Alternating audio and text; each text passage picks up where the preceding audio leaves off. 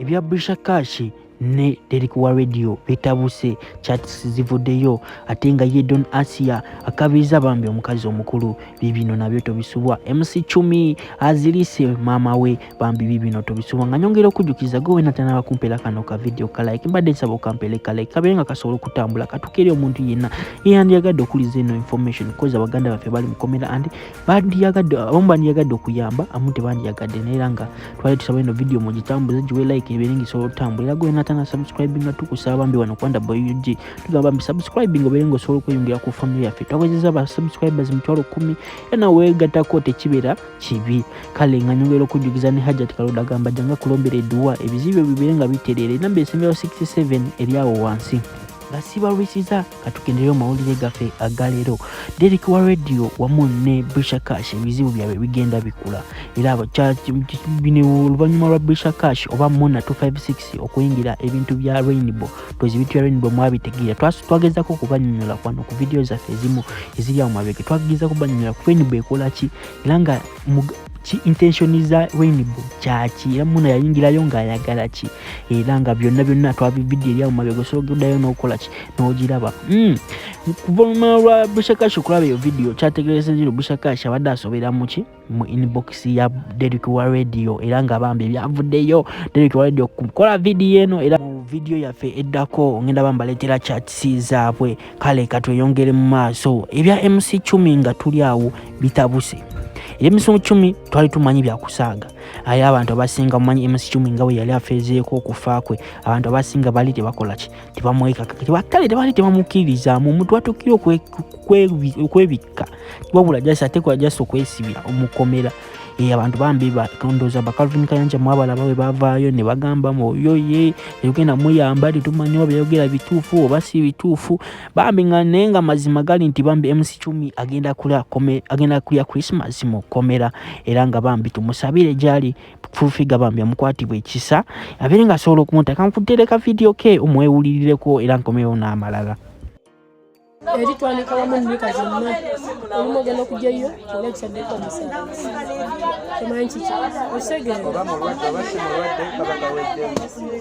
eri wasirimu obeera naye awo bwoti naye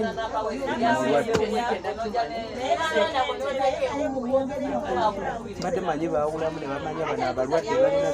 ebyono ebya MC Chumi ate nga ebyo MC Chumi tubitadde mabbali awo Don Asiyah ndoza muna mumanyi Don wa ku TikTok wali eri era Don Asiyah wona woli nkutumiddeko troublemaker nze muyita troublemaker cause byakola si bibi nnyo naye era nga bambi troublemaker just yayagala kola trouble era akozinga trouble ku TikTok yavuddeyo n'atabukira ba Kayima okumuvuma donkey tino tosobola kunvuma donkey nga nina abaana era abaana bolabyawo abayiseewo awo bebo abaana be era kambalekere video ye ayina message gyagamba abakadama oba ba house managers era nkomewo n'amalala. Okay, naye nga musiibya mutya abadde hadi boku apo eno naddala abakaabi b'amaziga abalumizibwa ennyo nga tulina betuvumye ate nga betuvuma nabo batuvuma. Mukulu state agent namulabye ampise donki kutugamba mama wange yakera ku macha nazaala donki kati bwenkera ku macha ne muvumire ekikazi kye ekimpi nga akasero mwenteke ngoyi nchafa nga nyega bamikwano mwamaliriza okukaaba nziremo neera mbereko ne kyembagamba neera mukabe kubanga nze ndirwedde okubeera nga mbakaabi amaziga kubanga temuyina byakola. Kwegayidi tukikola kwezi waliwo omuntu omu yagenze n'avuma Mina and I felt so bad mbugenda ozikule mamawo. It really hurt me cause omuntu oyo aba tamanyi bulumi muntu bwayitamu ng'omuzadde agenze fine faafe tukyabalina but waliwo ekintu ekikunyiga nogamba obankubire ku mama mugambe obankubire ku taata kati imagine olinga takyamuyina imagine olinga takyalina taata takyalina mama